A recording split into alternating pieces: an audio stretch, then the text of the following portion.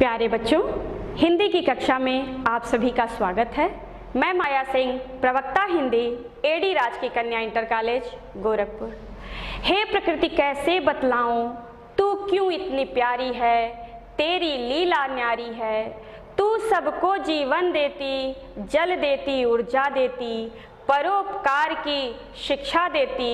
हे प्रकृति कैसे बतलाऊं, तू क्यों इतनी प्यारी है।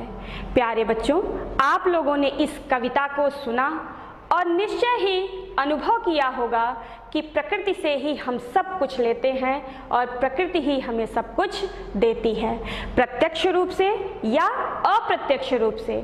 और बच्चों, प्रकृति के अभाव में हम अपने जीवन की कल्पना नहीं कर सकते। इसी प्रकृति को लेकर, प्रकृति के सौंदर्य को लेकर आज हम पुनः उपस्थित हैं। हमारे शीर्षक का नाम है यमुना छवि, जिसके रचयिता हैं भारतेंदु हरिश्चंद्र। बच्चों, हम लोग यमुना छवि कविता को दो भागों में पढ़ रहे हैं। प्रथम भाग में हम लोगों ने 3 पदों को पढ़ा था और आज दूसरे भाग में अगला 3 पद पढ़ेंगे। बच्चों, हम लोगों ने प्रथम भाग में जाना था कि यमुना छवि का आशय यमुना की शोभा है, यमुना का सौंदर्य है। और इस यमुना छवि कविता में भारतेंदु हरिश्चंद्र ने यमुना के सौंदर्य का वर्णन किया है। बच्चों, पाठ को आरंभ करने से पूर्व हम जानते हैं कि आज हमारे अध्ययन और अध्यापन का उद्देश्य क्या है, हमारे पाठ का उद्देश्य क्या है। पहला उद्देश्य हमारा है कि भारतेंदु हरिश्चंद्र का जीवन एवं साहित्यिक परिचय को हम जानेंगे। दूसरा है यमुना छवि कविता के भाव को समझना। इसमें हम यह जानेंगे कि कवि क्या कहना चाहते हैं, किस भाव को प्रकट करना चाहते हैं और किसके प्रति प्रकट करना चाहते हैं। तीसरा है यमुना छवि कविता के कला पक्ष को समझना। इसमें हम यह जानेंगे कि यह कविता किस भाषा में लिखी गई है, किस छंद में लिखी गई है, कौन कौन से अलंकार इसमें हैं और किस शैली का प्रयोग किया गया है। चौथा है कल्पना शक्ति का विकास करना। बच्चों, साहित्य पढ़ने से हमारी कल्पनाशीलता जागृत होती है और विकसित होती है। इस कविता के माध्यम से हम अपनी कल्पनाशीलता को जागृत करेंगे और विकसित करेंगे। पांचवा है आनंद की अनुभूति। बच्चों, कविता का उद्देश्य ही होता है आनंद की अनुभूति करना और इस कविता के माध्यम से हम भरपूर आनंद उठाएंगे। और अंतिम है प्रकृति को स्वच्छ एवं सुरक्षित रखना। बच्चों, हमने प्रथम भाग में भी बताया था कि इस कविता का उद्देश्य मात्र प्रकृति के सौंदर्य को महसूस करना ही नहीं है और आनंदित होना ही नहीं है, बल्कि प्रकृति को स्वच्छ एवं सुरक्षित रखना भी इसका उद्देश्य है। क्योंकि प्रकृति बच्चों जब स्वच्छ होगी, सुरक्षित होगी, तभी हम प्रकृति के सौंदर्य को देख पाएंगे और उस सौंदर्य को देख पाएंगे जिसका वर्णन भारतेंदु हरिश्चंद्र ने यमुना छवि कविता में किया है। बच्चों, अब हम जानते हैं भारतेंदु हरिश्चंद्र का जीवन परिचय संक्षिप्त रूप में। जन्म सन 1850 ईस्वी, पिता का नाम गोपाल चंद। बच्चों, भारतेंदु हरिश्चंद्र का मूल नाम हरिश्चंद्र है और उपाधि भारतेंदु। भारतेंदु हरिश्चंद्र को यह उपाधि सन 1880 ईस्वी में बनारस के विद्वान लोगों द्वारा दिया गया, जिसमें पंडित सुधाकर द्विवेदी, पंडित रघुनाथ और पंडित रामेश्वर दत्त व्यास शामिल हैं। मृत्यु सन 1885 ईस्वी में। अब बच्चों, हम जानते हैं इनका साहित्यिक परिचय। भारतेंदु हरिश्चंद्र आधुनिक युग के युग प्रवर्तक हैं और इन्हें हिंदी गद्य का जनक भी कहा जाता है, क्योंकि इन्होंने हिंदी गद्य साहित्य के कई विधाओं पर अपनी लेखनी चलाई। बच्चों, भारतेंदु हरिश्चंद्र की रचनाओं में देश प्रेम, भक्ति भावना, श्रृंगार एवं प्रेम का निरूपण प्रकृति का चित्रण, सामाजिक जागरूकता और हिंदी के प्रति प्रेम देखने को मिलता है। भारतेंदु हरिश्चंद्र का लगाव हिंदी के प्रति अधिक था। इनके जीवन का मूल मंत्र ही है, निज भाषा उन्नति है, सब उन्नति को मूल। ये समस्त उन्नतियों का केंद्र बिंदु अपने भाषा के विकास को मानते हैं। आइए हम जानते हैं उनके काव्य संबंधी रचनाएं कौन कौन सी हैं। प्रेम माधुरी, प्रेम तरंग, प्रेम सरोवर, प्रेम प्रलाप, भारत वीरत्व, विजयनी, विजय पताका, स्यापा और बंदर सभा। भारतेंदु हरिश्चंद्र के नाटकों से ही हिंदी नाटक का आरंभ माना जाता है। इनके मौलिक नाटक हैं सत्य हरिश्चंद्र, नील देवी, भारत दुर्दशा, अंधेर नगरी, वैदिक हिंसा हिंसा न भवति, सती प्रताप और प्रेम जोगनी। भारतेंदु हरिश्चंद्र ने दूसरी भाषाओं के नाटकों का भी अनुवाद किया है। इनके अनुदित नाटक हैं मुद्रा राक्षस, रत्नावली, भारत जननी, विद्या सुंदर, पाखंड विडंबन, कर्पूर मंजरी और धनंजय विजय। इनके निबंध संग्रह हैं सुलोचना, मदालसा, लीलावती, दिल्ली दरबार दर्पण और उपन्यास है पूर्ण प्रकाश चंद्रप्रभा। इनके इतिहास संबंधी रचना है महाराष्ट्र देश का इतिहास, रामायण समय, कश्मीर कुसुम, अग्रवालों की उत्पत्ति। इनके यात्रा वृत्तांत हैं सरयू पार की यात्रा, लखनऊ की यात्रा। इन्होंने जीवनी भी लिखा है, सूरदास की जीवनी, जयदेव और महात्मा मोहम्मद। बच्चों, हमने बताया है कि भारतेंदु हरिश्चंद्र ने गद्य की कई विधाओं पर लेखनी चलाई, जिसे आप लोगों ने देखा। भारतेंदु हरिश्चंद्र कुशल संपादक भी हैं। इनकी पत्रिका है कवि वचन सुधा, हरिश्चंद्र मैगजीन और बाल बोधिनी। बच्चों, यह है इनका साहित्यिक योगदान। भारतेंदु हरिश्चंद्र अपने युग के चेतना के केंद्र बिंदु हैं। बच्चों, भारतेंदु हरिश्चंद्र के ही नाम से एक पूरे युग की पहचान होती है। आप लोग जानते हैं भारतेंदु युग। बच्चों, भारतेंदु हरिश्चंद्र ने हिंदी साहित्य की ऐसी आधारशिला तैयार किया जिस पे आज हिंदी साहित्य का भव्य भवन निर्मित है। बच्चों, आइए हम यमुना छवि कविता के काव्य परिचय को जानते हैं। क्या क्या इसमें विशेष बातें हैं।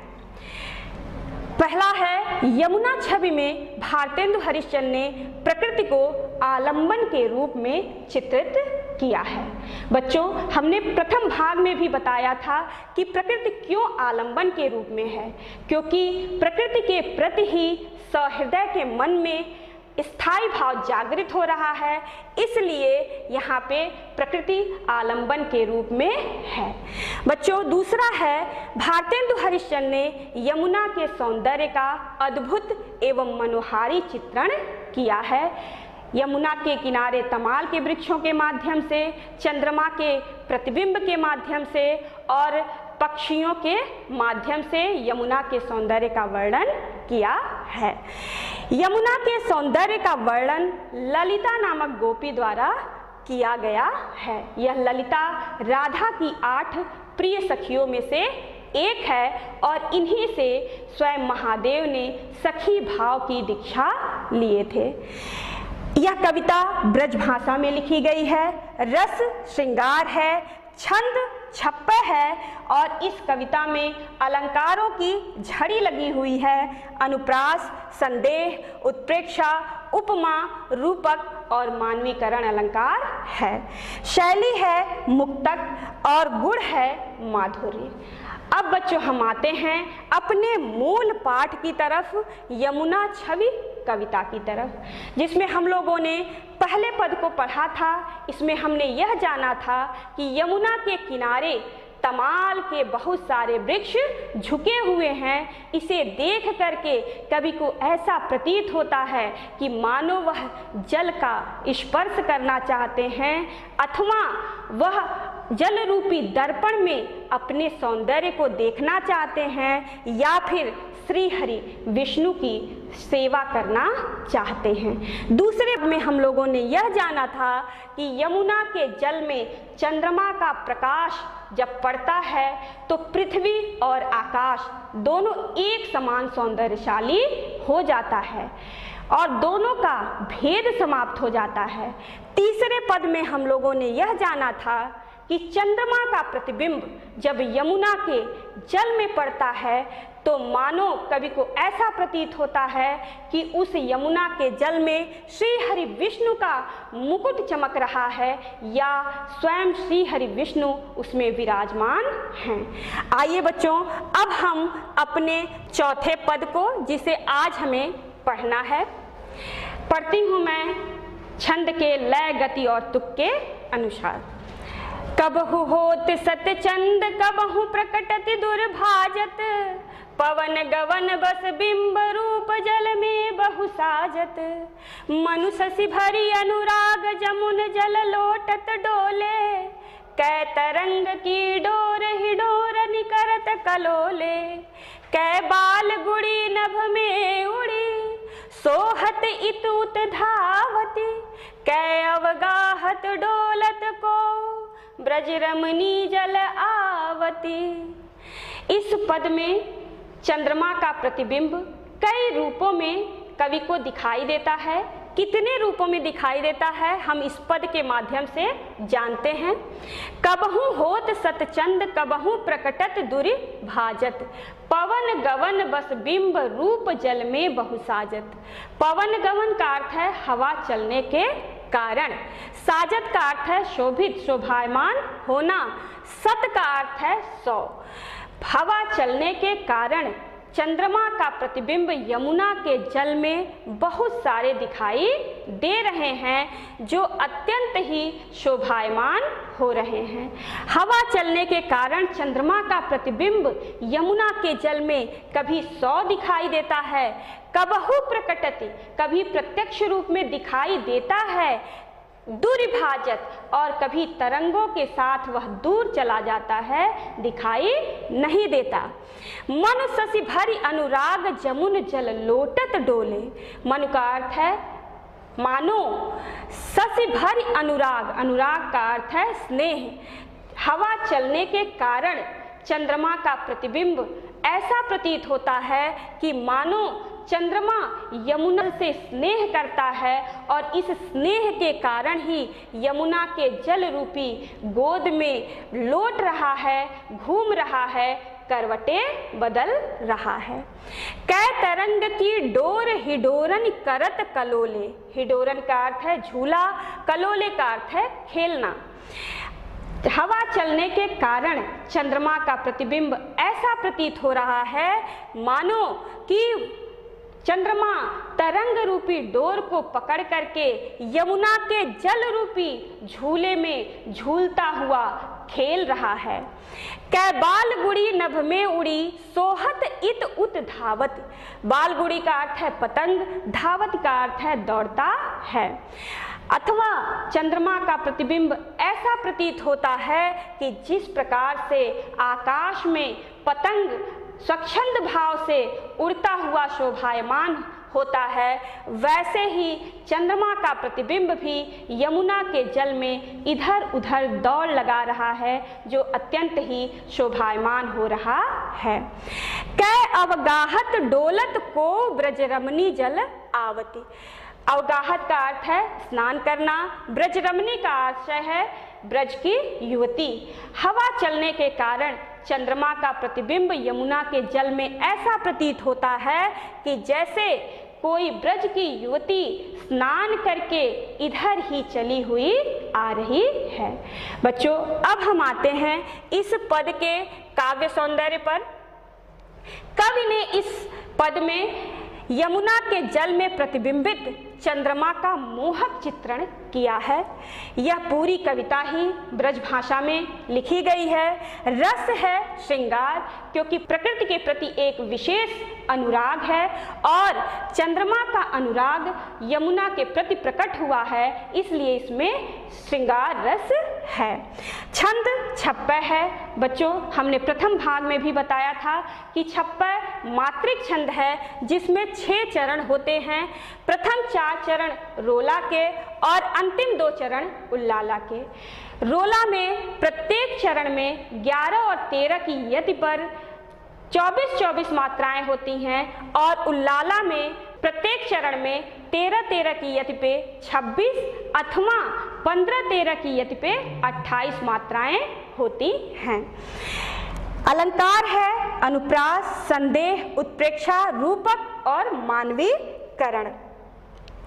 बच्चों, बस बिंब, जमुन जल और करत कलोले में अनुप्रास अलंकार है, क्योंकि इसमें ब वर्ण की आवृत्ति है, जमुन जल में ज वर्ण की आवृत्ति है और करत कलोले में क वर्ण की आवृत्ति है। मनवाचक शब्द है उत्प्रेक्षा अलंकार का, इसलिए यहाँ उत्प्रेक्षा अलंकार है। कैवाचक शब्द है संदेह अलंकार का, इसलिए इसमें संदेह अलंकार है। और रूपक अलंकार है तरंग की डोर हिडोरन में, और मानवीकरण अलंकार इसलिए है क्योंकि यहाँ चंद्रमा मानवीय स्वभाव करते हुए दिखाया गया है। और गुण है माधुर्य। अब हम अगले पद पर आते हैं। मनुजुग पक्ष प्रत्यक्ष होत मिट जात जमुन जल, कै तारा गण थनत लुकत प्रकटत शशि अविकल, कै कालिंदी नीर तरंग जीतो उपजावत, तितनो ही धरि रूप मिलन हित तासो धावत, कै बहुत रजत चकई चलत, कै फुहार जल उक्षरत, कै निसिपत मल्ल अनेक विधि, उठी बैठत कसरत करत। इस पद में चंद्रमा का प्रतिबिंब कई रूपों में दिखाई देता है। कवि ने कितने रूपों में उसका वर्णन किया है, इस पद के माध्यम से हम जानते हैं। मन जुग पक्ष प्रत्यक्ष होत मिट जात जमुन जल। यमुना के जल में चंद्रमा का प्रतिबिंब कभी प्रत्यक्ष रूप से दिखाई देता है, मिट जात जमुन जल, और कभी दिखाई नहीं देता है, यमुना के जल में छिप जाता है। तो कवि को कैसा प्रतीत होता है? मानो जुग पक्ष, जुग पक्ष का अर्थ है 2 पक्ष, कृष्ण और शुक्ल पक्ष, मानो यमुना के जल में एक साथ दोनों पक्ष देखने को मिल रहा है। जब चंद्रमा का प्रतिबिंब दिखाई दे रहा है तो ऐसा लग रहा है कि मानो शुक्ल पक्ष आ गया है, और जब दिखाई नहीं दे रहा है तो ऐसा प्रतीत हो रहा है कि मानो कृष्ण पक्ष आ गया हो। कै तारागण ठनत लुकत प्रकटत शशि अविकल। चंद्रमा का प्रतिबिंब कभी दिखाई दे रहा है पूर्ण रूप से और कभी दिखाई नहीं दे रहा है, तो ऐसा प्रतीत हो रहा है कि जैसे ताराओं के समूह को ठगने के लिए लुका छिपी का खेल खेल रहा हो। कै कालिंदी नीर तरंग जीतो उपजावत, तितनो ही धरि रूप मिलन हित तासों धावत। कालिंदी का अर्थ है यमुना, नीर का अर्थ है पानी, उपजावत का अर्थ है उत्पन्न करती है। चंद्रमा का प्रतिबिंब ऐसा प्रतीत हो रहा है कि जैसे यमुना जितनी भी तरंगे उत्पन्न करती हैं उतना ही रूप धारण करके उससे मिलने के लिए चंद्रमा दौड़ रहा है। कै बहुत रजत चकई चलत, कै फुहार जल उच्छरत। चंद्रमा का प्रतिबिंब यमुना के जल में ऐसा प्रतीत हो रहा है कि जैसे यमुना के जल की सतह में कोई चांदी का चक्र चल रहा हो। कै फुहार जल उच्छरत। यमुना के जल में चंद्रमा का प्रतिबिंब जब पड़ता है तो चारों तरफ प्रकाश फैल जाता है, तब वह प्रतिबिंब कैसा प्रतीत होता है कि जैसे कि यमुना के जल में चमकदार पानी का फव्वारा उठ रहा है। कै निसिपत मल्ल अनेक विधि उठ बैठत कसरत करत। निसिपत का अर्थ है चंद्रमा और मल्ल का अर्थ है पहलवान, अथवा चंद्रमा का प्रतिबिंब ऐसा प्रतीत हो रहा है कि जैसे चंद्रमा रूपी पहलवान उठक बैठक आदि कसरत कर रहा हो। बच्चों, अब हम आते हैं इस पद के काव्य सौंदर्य पर। कवि ने यमुना के जल में चंद्रमा के परिवर्तित रूपों का वर्णन किया है। भाषा ब्रज है कि जैसा कि मैंने पहले भी बताया है कि यह पूरी कविता ही ब्रज भाषा में लिखी गई है। रस श्रृंगार है क्योंकि प्रकृति के प्रति विशेष अनुराग है और चंद्रमा का अनुराग यमुना के प्रति प्रकट हुआ है, इसलिए यहाँ पे श्रृंगार रस है। छंद छप्पय है, अलंकार अनुप्रास, संदेह, उत्प्रेक्षा और मानवीकरण अलंकार है। मनुवाचक शब्द है उत्प्रेक्षा अलंकार का, इसलिए इसमें उत्प्रेक्षा अलंकार है। कैवाचक शब्द है संदेह अलंकार का, इसलिए इसमें संदेह अलंकार है।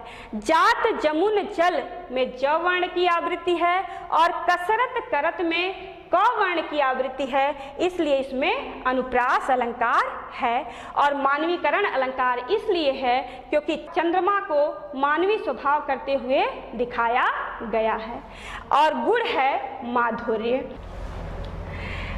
कूंजत कहूँ कलहंस कहूँ मज्जत पारावत, कहूँ कारंडव उड़त कहूँ जल कुक्कुट धावत, चक्रवाक कहूँ बसत कहूँ बक ध्यान लगावत, सुख पिक जल कहूँ पियत कहूँ भ्रमरावली गावत, कहूँ तट पर नाचत मोर बहु रोर विविध पक्षी करत, जलपान नहान करि सुख भरे तट शोभा सब जिय धरत।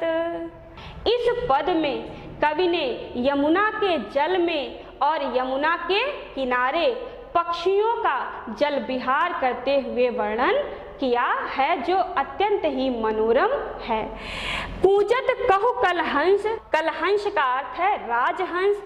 इस यमुना के जल में कहीं पर राजहंस कूज रहे हैं, बोल रहे हैं, और कहीं पर यमुना के जल में कबूतर स्नान कर रहे हैं।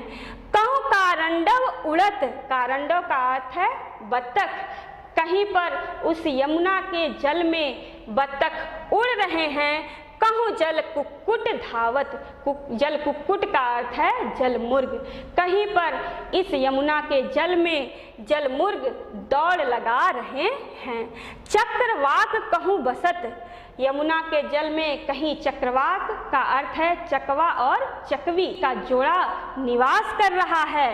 कहूँ बक ध्यान लगावत, बक का अर्थ है बगुला। कहीं पर बगुला मछली की तलाश में एक टक ध्यान लगाए हुए बैठा है अपने भोजन के लिए। सुख पिक जल कहूँ पियत, सुख का अर्थ है तोता और पिक का अर्थ है कोयल। कहीं पर कोयल और तोता जल को पी रहे हैं। कहूँ भ्रमरावली गावत, और कहीं पर यमुना के जल में भौरे गुनगुना रहे हैं। उस यमुना के जल में खिले हुए कमल पर गुनगुना रहे हैं, मंडरा रहे हैं। कहूँ तट पर नाचत मोर बहु रोर विविध पक्षी करत। बच्चों, ऊपर के पंक्ति में पक्षियाँ जल विहार कर रही हैं यमुना के जल में, और इस पंक्ति में यमुना के किनारे जल विहार कर रहे हैं। कहूँ तट पर नाचत मोर, यमुना के किनारे कहीं पर मोर नृत्य कर रहे हैं। बहु रोर विविध पक्षी करत, रोर का अर्थ है शोरगुल करना। कहीं पर यमुना के किनारे विविध प्रकार की पक्षियां शोरगुल कर रहे हैं। जलपान नहान करि सुख भरे तट शोभा सब जिय धरत। कवि यह कह रहे हैं कि यमुना के जल के किनारे और यमुना के जल में पक्षियाँ जल विहार करते हुए कहीं पर जल का पान कर रहे हैं और स्नान कर रहे हैं और इससे आनंदित हो रहे हैं।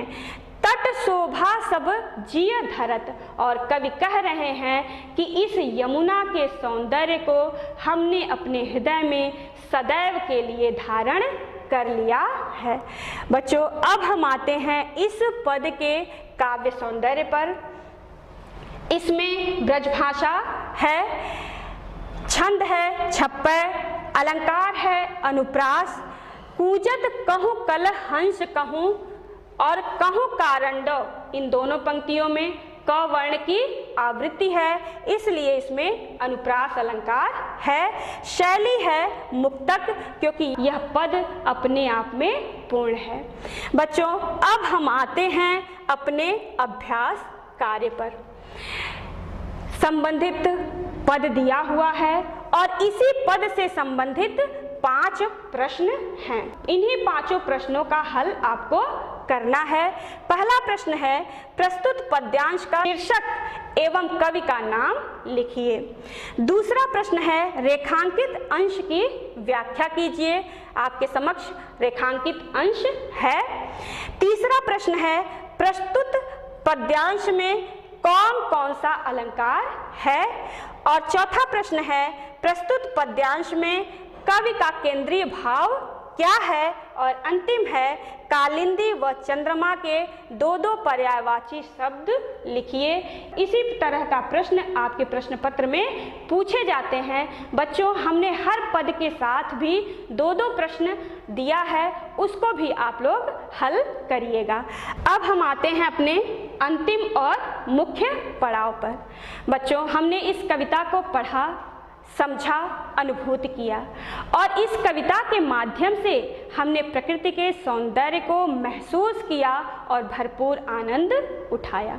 हमने साथ ही यह भी जाना कि प्रकृति को यदि जीवनदायिनी रूप में देखना है, हितकारी रूप में देखना है और सुंदरतम रूप में देखना है, तो निश्चय ही हमें प्रकृति को स्वच्छ रखना होगा, सुरक्षित रखना होगा। क्योंकि बच्चों, जो देता है वही देवता है और प्रकृति तो हमें सदैव देती ही है। इसी प्रकृति की स्वच्छता को लेकर के और नदियों की शुद्धता को लेकर के हमारे प्रधानमंत्री माननीय श्री नरेंद्र मोदी जी द्वारा भी अभियान चलाए गए हैं, जैसे स्वच्छ भारत अभियान और नमामि गंगे, जिसमें हम लोगों ने सफलता भी प्राप्त किया है। और बच्चों, धरती पर होगी हरियाली तो जीवन में होगी खुशहाली। इस शस्य श्यामलाम भूमि को स्वच्छ रखना, सुरक्षित रखना हम सबकी जिम्मेदारी है, हम सबका कर्तव्य है, हम सबका दायित्व है। इसी के साथ हमारा यह अध्याय पूरा हुआ। पुनः मिलेंगे नई पाठ योजना के साथ। तब तक के लिए धन्यवाद। खुश रहिए, सुरक्षित रहिए।